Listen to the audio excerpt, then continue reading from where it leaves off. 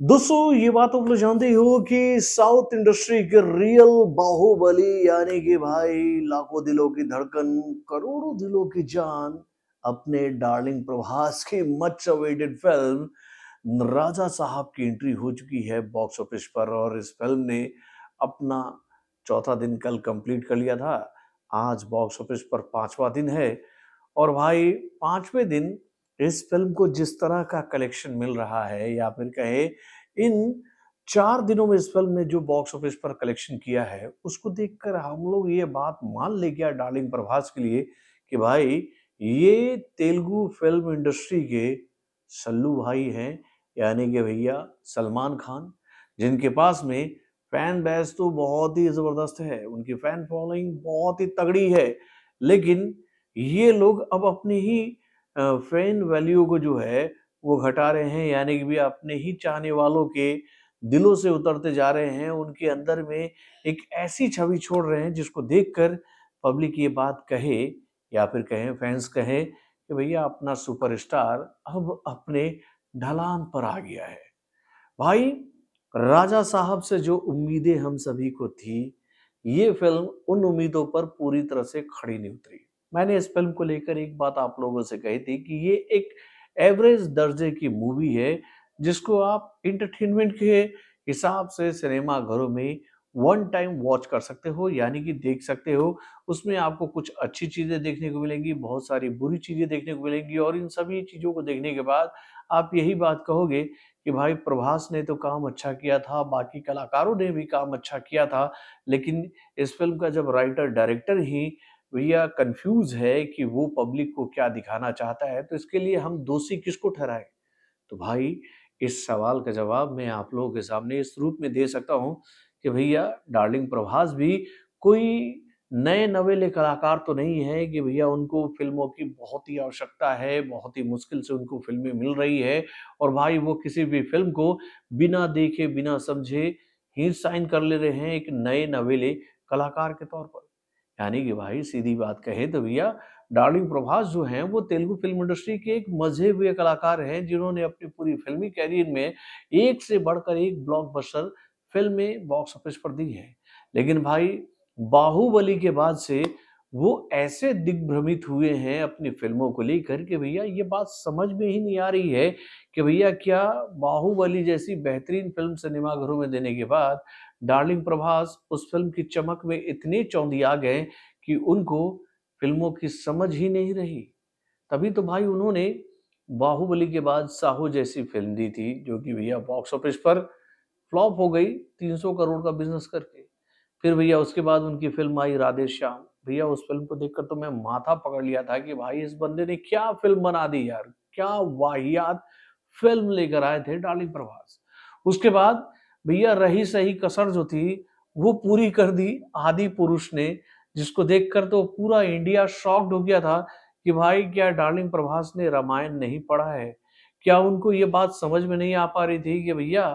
उस फ़िल्म के डायरेक्टर यानी कि ओम राउत उनके साथ क्या खिलवाड़ कर रहे हैं, उनको क्या रोल दे रहे हैं?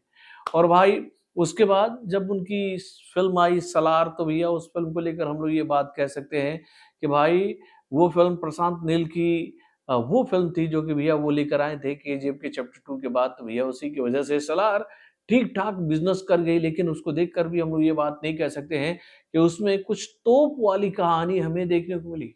भाई ऐसा कुछ नहीं था सलार में। हाँ, ज़बरदस्त एक्शन था, स्टाइलिश शूट हुआ था फ़िल्म, सब कुछ ठीक था, लेकिन उसमें वो बात नहीं थी जो कि भैया प्रशांत नील ने केजीएफ के चैप्टर 1 और केजीएफ के चैप्टर 2 में दिखाई थी। और उसके बाद जब डार्लिंग प्रभास की फ़िल्म कल्कि सिनेमाघरों में रिलीज़ हुई थी, तो भैया उस फ़िल्म को देख कर मुझे ऐसा लग रहा था कि भैया इस फ़िल्म की शूटिंग के लोकेशन पर ना ऐसा लगता था कि डार्लिंग प्रभास जो हैं, वो सो कर उठकर डायरेक्ट आ जाते थे बिना मुँह धोए हुए कि भाई हाँ, बताओ क्या सीन करना है मुझे। उनका हर एक एक्सप्रेशन ऐसा कल्कि में हमें देखने को मिला था कि भाई वो जैसे लग रहा था कि नींद में एक्टिंग कर रहे हों। उनका चाहे आप कोई फाइटिंग सीक्वेंस देख लो या फिर उनका रोमांटिक सीन देख लो, उनके डायलॉग सुन लो, भाई उस फ़िल्म में डार्लिंग प्रभास नज़र ही हम लोगों को नहीं आए। हम लोगों ने जिस डार्लिंग प्रभास को देखा था बाहुबली में, जिसके बाद से हम उनके दीवाने हो गए थे, वो चार्म जो है, वो डार्लिंग प्रभास से पूरी तरह से आउट हो चुका था। और भाई उसके बाद डार्लिंग प्रभास ने ये फ़िल्म यानी कि राजा साहब को सेलेक्ट किया और इस फ़िल्म से जुड़ी हुई जब खबरें हम लोगों के सामने आई तो हम लोगों को ऐसा लगा कि इस बार कुछ अलग हटकर करना चाह रहे हैं डार्लिंग प्रभास। और उनकी इस फ़िल्म को लेकर ये खबर पहले हम लोगों के सामने फैलाई गई कि भैया ये फ़िल्म एक हॉरर कॉमेडी फ़िल्म है। उसके बाद भैया इसमें ज़बरदस्त वीएफएक्स एनिमेशन का भी दृश्य दिखाया गया ट्रेलर्स के माध्यम से और भाई जब ये फ़िल्म बनकर आई सिनेमाघरों में, तो समझ में ही नहीं आ पाया कि भैया ये एक फैमिली ड्रामा फ़िल्म है या फिर एक कहते इमोशनल मूवी है या फिर कहें एक कॉमेडी फ़िल्म है या फिर एक फैंटेसी मूवी है या फिर ये एक कन्फ्यूज़ मूवी है मेरे भाई। भाई इतनी वाहियात तरीके से इस फ़िल्म के डायरेक्टर ने डायरेक्ट किया था कि मैं ज़्यादा नेगेटिव बातें अपने रिव्यू में नहीं कहना चाहता था। लेकिन मैं चाह रहा था ना कि यार इस बात का आकलन खुद ऑडियंस करे यार। ऑडियंस इस बात का आकलन करे और खुद ये बात तय करे कि भैया क्या वाक़ई में इन दिनों डार्लिंग प्रभास जो है वो अपने मानसिक संतुलन को अपने कंट्रोल में रखकर बैठे हुए हैं। वो जो भी फ़िल्में कर रहे हैं, वो अच्छी हो रही है। क्योंकि भाई इस फ़िल्म को देखकर तो मुझे ऐसा लग रहा है कि भैया डार्लिंग प्रभास को एक बार फिर से खुद को पढ़ना पड़ेगा, खुद को रिवाइव करना पड़ेगा। उनको ये बात सोचनी पड़ेगी कि भाई उन्होंने बाहुबली जैसी बेहतरीन फ़िल्म सिनेमाघरों में दी है, जिसकी वज़ह से उनका फैन बेस जो है वो साउथ से निकलकर पूरे इंडिया में फैल चुका है और उनकी वज़ह से ही आज पैन इंडिया मूवीज़ का जो दौर है वो पूरे इंडिया में चल रहा है। तो भाई जिस कलाकार ने पैन इंडिया मूवीज़ को एक बूस्ट अप दिया पूरे इंडिया में, वही अगर अपनी पैन इंडिया मूवीज़ के माध्यम से घटिया पर घटिया फ़िल्में बनाकर ऑडियंस के बीचों में रखता चला जाएगा, तो फिर हम लोग क्या उम्मीद रखेंगे मेरे भाई?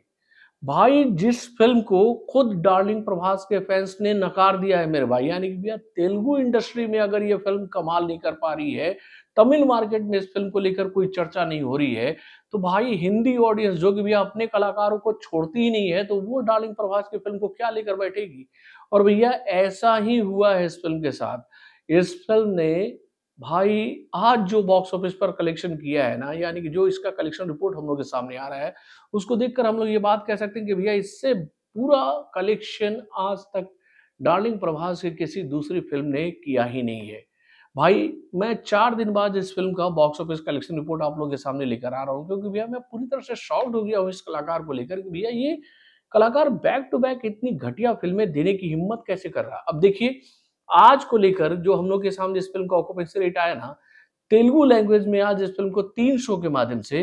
केवल 19.75% का ऑक्यूपेंसी रेट मिला है। उसके बाद भी हिंदी लैंग्वेज में इस फ़िल्म को 10.15% का ऑक्यूपेंसी रेट मिला है और भाई तमिल लैंग्वेज में 12.55% का ऑक्यूपेंसी रेट मिला है इस फ़िल्म को। यानी कि भैया आज ये फ़िल्म बमुश्किल बॉक्स ऑफिस पर 5 से 6 करोड़ का बिज़नेस कर रही है मेरे भाई। और सोचो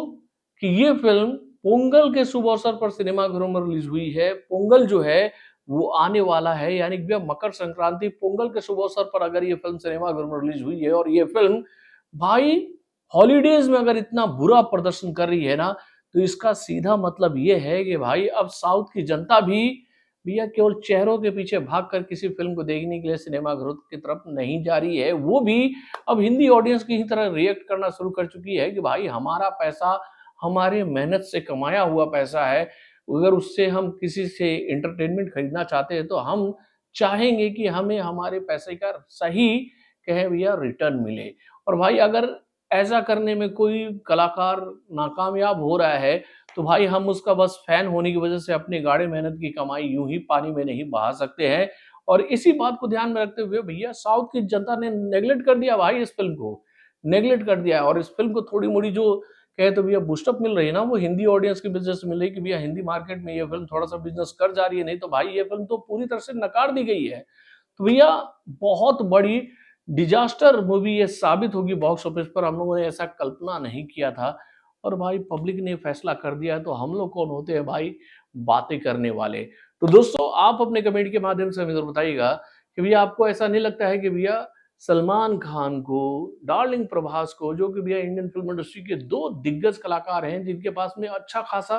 फैन बेस है, इन लोगों को अपने फैन्स को खुश करने के लिए अच्छे स्क्रिप्ट की तलाश करनी चाहिए, अच्छे डायरेक्टरों के साथ काम करना चाहिए। आप लोगों को ऐसा नहीं लगता भैया केवल दोस्ती यारी में, हवा-हवाई बातों में और अपने आजू-बाजू खड़े चमचे टाइप लोगों के द्वारा ये बात कह देने से कि अरे भाई आप तो बेहतरीन काम कर रहे हो, ये स्क्रिप्ट बहुत अच्छा है, इसको कर लो। मतलब चमचों की बातों में आकर अगर ये लोग गलत फ़िल्मों को भी अच्छी फ़िल्म मान रहे हैं और अच्छी फ़िल्मों के स्क्रिप्ट को ठुकरा कर गलत फ़िल्मों को एक्सेप्ट कर रहे हैं, तो भाई इसमें इनको बदलाव करना चाहिए कि नहीं? अपने कमेंट के माध्यम से हमें ज़रूर बताइएगा। तो बॉलीवुड से जुड़े और भी कई सारे खबरों को जानने के लिए हमारे चैनल यानी कि वारंट सब्सक्राइब करना ना भूलिएगा और हमारे अपडेट्स को जानने के लिए बेल आइकन को ज़रूर दबाइएगा।